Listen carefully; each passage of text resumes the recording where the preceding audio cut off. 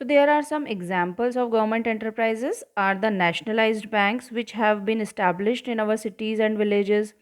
If one looks as at the signboard of any branch of these banks like UCO Bank carefully, one shall find the word a Government of India undertaking written under their name. अगर हम ये देखना चाहें कि जो government enterprises हैं वो कौन से हैं, तो एक तो जो नेशनलाइज्ड बैंक होते हैं वो गवर्नमेंट एंटरप्राइजेज हैं जो हमारी सिटीज़ और विलेजेस में होते हैं, जैसे यूको बैंक है, इट्स अ नेशनलाइज्ड बैंक और ये गवर्नमेंट एंटरप्राइज है। क्यों? क्योंकि अगर आप देखें इनको इनको एक्चुअली कैसे पता लगाया जाए कि कौन से गवर्नमेंट एंटरप्राइजेज हैं, तो इसमें अगर हम देखें तो इनके वर्ड के साथ ये लिखा होता है government of India undertaking, and this is an indication of the fact that it is a public enterprise, और यही एक इंडिकेशन है जिससे पता लगाते हैं कि ये जो है एक गवर्नमेंट एंटरप्राइज है।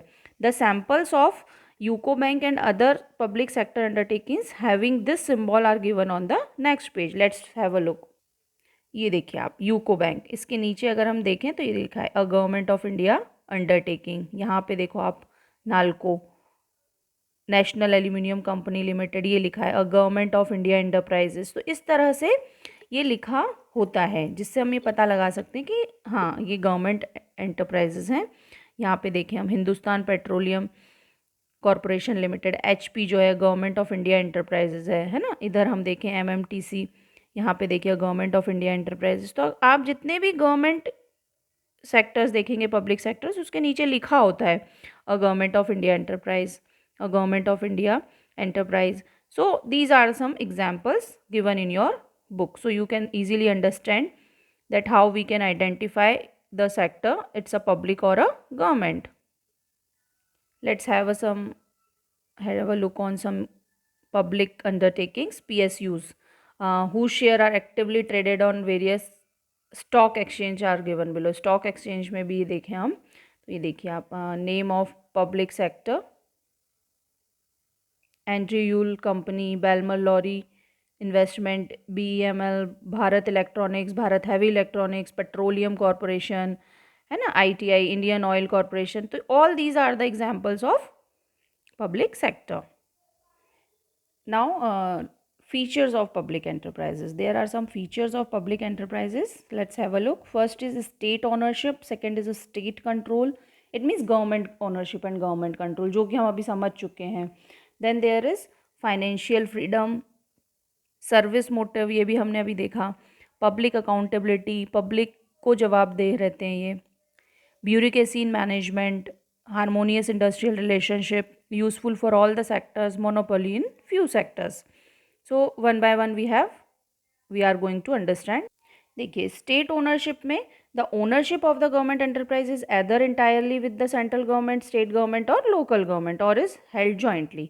देखिए जो ओनरशिप होती है इसमें पब्लिक सेक्टर में वो किसकी होती है? गवर्नमेंट की होती है, चाहे वो सेंट्रल हो, स्टेट हो या लोकल हो, या दोनों आपस में, चाहे लोकल की स्टेट की हो या स्टेट की और सेंट्रल की हो, ऐसा भी हो सकता है। लेकिन होती जो है ओनरशिप वो किसकी होती है? गवर्नमेंट की ही होती है। There can be partnership of the private sector in the public enterprises but the government must have 51% of the share capital. देखिए इसमें अगर प्राइवेट सेक्टर भी है, मीन्स कि जो पार्टनरशिप है, ऐसा भी है ना कि पार्टनरशिप होती है पब्लिक और प्राइवेट की, तो उसमें 51% शेयर्स तो गवर्नमेंट के ही होते हैं, मतलब ओनरशिप जो है वो किसकी है? गवर्नमेंट की ही है। So it is important to make it clear that state here means not the state government but the government which includes all the government. देखिए स्टेट मीन्स यहाँ पर जो दिया है वो सिर्फ स्टेट गवर्नमेंट के लिए नहीं है, वो पूरी गवर्नमेंट के लिए, जितनी भी हमारी जो एक्चुअल गवर्नमेंट है ना। So it is clear that here means the not the state government but the government which includes all the governments, है ना। स्टेट मीन्स की ऑल द गवर्नमेंट्स। सो जो स्टेट ओनरशिप है ना, स्टेट ओनरशिप मीन्स गवर्नमेंट की ownership है।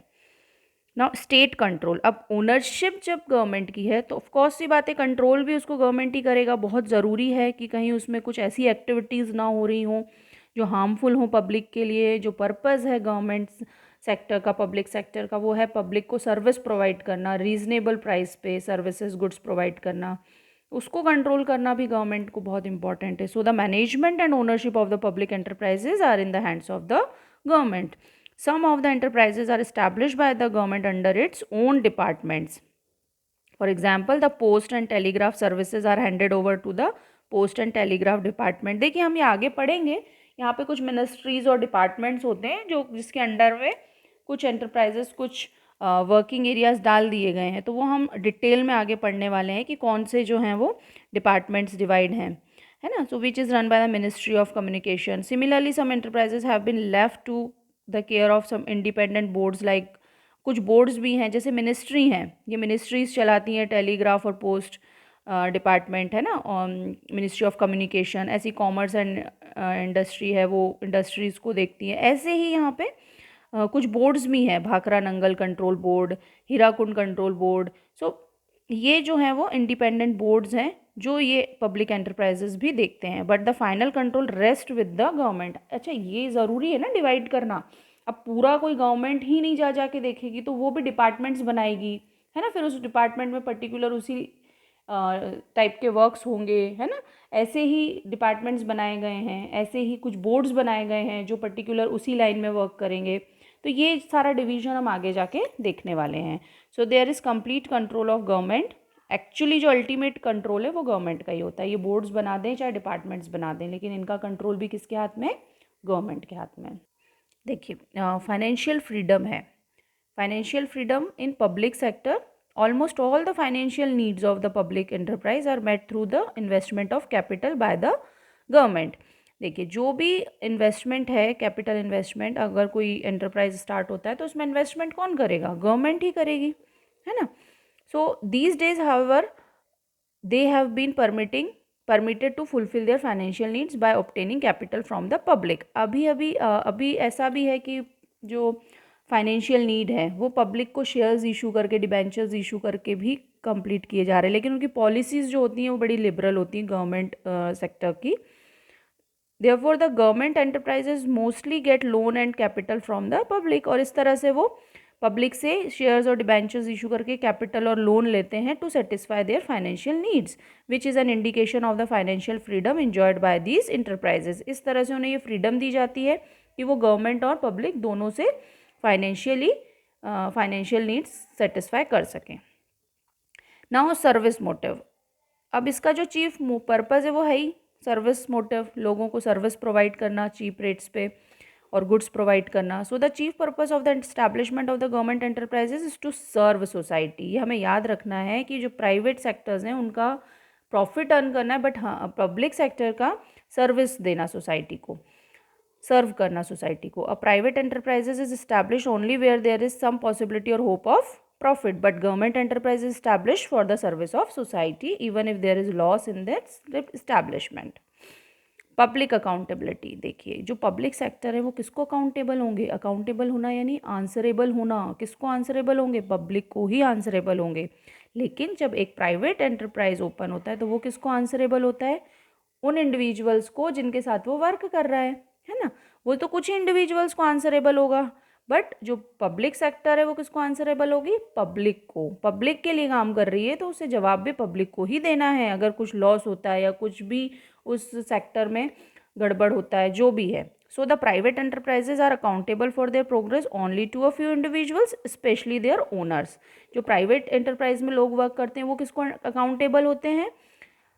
उन individuals को जिनके लिए वो काम कर रहे हैं, जिसके वो ओनर्स हैं। On the contrary the government enterprises are accountable not only to the government but also to the public. अब पब्लिक सेक्टर सिर्फ गवर्नमेंट को ही आंसरेबल नहीं है, पब्लिक को भी आंसरेबल है।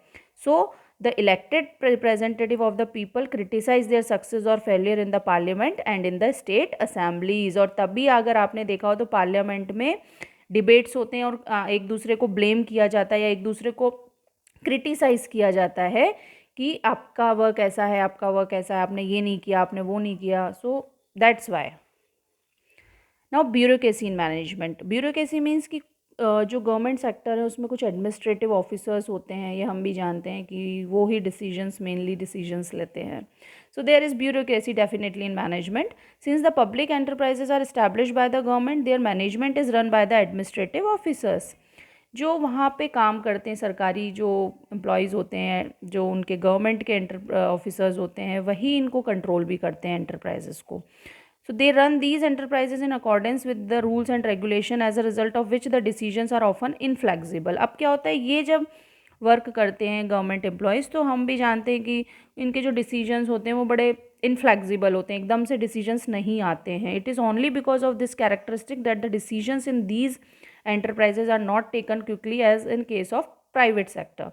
देखिए इसी वजह से जो डिसीजंस हैं वो इस कैरेक्टरिस्टिक की वजह से, ब्यूरोक्रेसी इन मैनेजमेंट, क्योंकि कुछ एडमिनिस्ट्रेटिव जो होते हैं ऑफिसर्स उनके हाथ में होती हैं पावर्स, तो डिसीजंस लेने की, तो जो डिसीजंस हैं वो इनफ्लेक्सिबल होते हैं, टाइम पे नहीं आ पाते हैं, डिले हो जाते हैं. लेकिन प्राइवेट सेक्टर्स में तो कुछ ही इंडिविजुअल्स होते हैं, ओनर्स होते हैं, उनके डिसीजंस जल्दी आते हैं. So in these enterprises, even the smallest decisions are taken only after going through a long process, and that is why there is unnecessary delay in their activities. और हम भी जानते हैं कि गवर्नमेंट एरियाज़ में जो है डिसीजंस बड़े आराम से आते हैं, क्योंकि बहुत सारी प्रोसेस होती हैं तब जाके कोई डिसीजन आता है. 7th is harmonious industrial relations. Harmonious means adjustable industrial relations. जो पब्लिक एंटरप्राइजेज हैं वो मोर लिबरल है, हमने देखा है ना, in comparison to private enterprises, बहुत अच्छे से फ्रीली वर्क करती हैं. So these enterprises adopt the policies which are beneficial for their employees, consumers and ultimately the entire society. तो इसमें जो पब्लिक सेक्टर जो वो ईजीली वो पॉलिसीज़ अडॉप्ट करते हैं जिसमें उनके एम्प्लॉयज़ का बेनिफिट हो, कंज्यूमर्स का बेनिफिट हो, अल्टीमेटली पूरी सोसाइटी का बेनिफिट हो, क्योंकि वो तो रन ही उन्हीं के लिए कर रहे हैं, वो तो पब्लिक के लिए ही चल रहे हैं. So because of this very characteristics of public enterprises they have harmonious relations with all the parties. क्योंकि ये पब्लिक के लिए ही बने हैं, तो ये अदर पार्टीज़ जो भी इस सेक्टर में इन्वॉल्व होती हैं, है ना, अदर पार्टीज़ यानी अब अगर कोई इंडस्ट्री है तो उसको जो भी मटेरियल चाहिए, जो भी इंफॉर्मेशन चाहिए, उन्हें अदर पार्टी के साथ तो वर्क करना ही होगा ना, डील्स भी करनी होती हैं, तो उनके साथ इनके हारमोनियस रिलेशनशिप होते हैं, पीसफुल एंड एडजस्टेबल रिलेशनशिप होते हैं. Now useful for all the sectors. The public enterprises do not serve any particular section of society but are beneficial for all. ऐसा नहीं कि पब्लिक सेक्टर सिर्फ एक पर्टिकुलर सेक्शन के लिए ही वर्क कर रही है, ये सभी लोगों के लिए वर्क करती है और सभी के लिए बेनिफिशियल है. जैसे कि अगर हम बात करें, post and telegraph department serves the entire society in equal manner. Postal और डिपार्टमेंट, टेलीग्राफ डिपार्टमेंट जो आपने उसमें देखा है कि वो सभी के लिए वर्क कर रहा है. वो डिपार्टमेंट, जितने भी गवर्नमेंट डिपार्टमेंट्स आप देखेंगे वो सबके लिए वर्क कर रहे हैं, उसमें कोई पार्शलिटी नहीं है कि कुछ लोगों के लिए ही वर्क कर रहे हैं या इस कास्ट और रिलीजन्स के लोगों के लिए वर्क कर रहे हैं, ऐसा नहीं, वो सभी के लिए वर्क कर रहे हैं. सो it is useful for all the sectors. Now the monopoly in few sectors. अभी हमने पहले भी बात की है इसमें कि मोनोपोली चलती है. The public enterprises have a monopoly in some sector. सब में नहीं होती है एक्चुअली, बट सब कहीं कहीं पे इनकी मोनोपोली है. देखते हैं वो किस में है.